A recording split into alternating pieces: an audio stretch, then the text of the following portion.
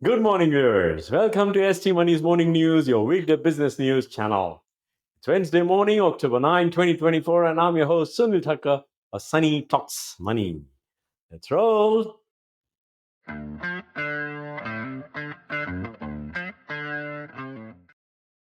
The world's largest technology companies drove stocks higher, with the market rebounding from its worst session in a month. Wall Street's benchmarks finished up on Tuesday, recouping some of the previous session's losses as investors bought back into technology stocks and investors shifted their focus to upcoming inflation data and the start of third quarter earnings season. All three of the main indexes had suffered a sell off on Monday, falling roughly 1% each, as they were pressured by surging treasury yields, escalating Middle East tensions, and a revaluation of US rate expectations. In recent months, a broad range of stocks, including groups like utilities, real estate, and industrials, have driven the market. Most sectors climbed Tuesday as investors looked past concerns about rising oil prices and the approaching US elections. On Tuesday, the S&P 500 rose 55 points or 0.97% to 5,751 points, while the Nasdaq Composite climbed 259 points or 1.45% to 18,182. Dow Jones Industrial Average gained 126 points or 0.30% to 42,080. The easing of Treasury yields somewhat on Tuesday, however, meant investors were drawn to high growth stocks, which benefit from lower debt costs to fuel their growth, such as technology companies. The Information Technology Index led gainers among the S&P 500 sectors, jumping 2.1%. It was aided by advances of 6.6% and 5.1%, respectively, by Palantir Technologies and Palo Alto Networks. Nvidia was the pick of the so-called Magnificent Seven tech stocks, climbing 4.1% for its largest one-day percentage increase in a month. There were also gains for Apple, Tesla, and Meta platforms, which all rose between 1.4% and 1.8%. While the abatement of rising treasury yields helped tech stocks, it is still interest rate policy that is guiding traders and the US equity markets. Most S&P sectors gained, although two ended in negative territory.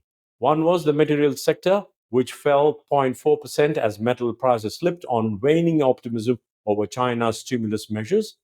US listed shares of Chinese companies also slipped, tracking losses in domestic stocks. Shares of Alibaba Group, JD.com, and PDD Holdings slumped between 5.4% and 7.5%. Overseas, too, the Chinese stock market rally lost steam after a top planning body disappointed investors with a lack of specific on further stimulus. Energy was the heaviest decliner, though, slipping 2.6% in its biggest one day loss since August 20, as oil prices retreated following Monday's rally. PepsiCo gained 1.9% after the snack maker trimmed its forecast for annual sales growth but reported adjusted earnings per share above estimates. Among other individual stocks, Trump Media and Technology Group, the parent group of Donald Trump's Truth Social, rose 19% and is now up 32% for the week.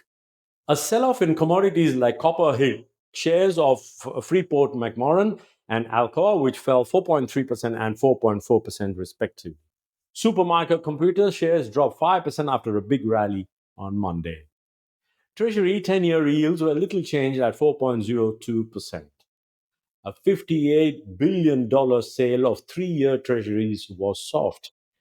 West Texas Intermediate crude fell 4.6% to $73.57 a barrel. Spot gold fell 0.8% to $2,671 an ounce.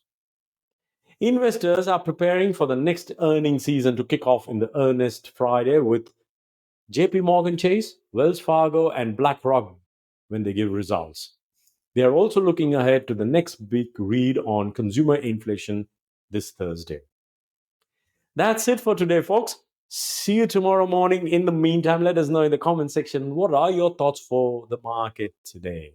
Happy investing, stay inspired, and remember, it is all about money.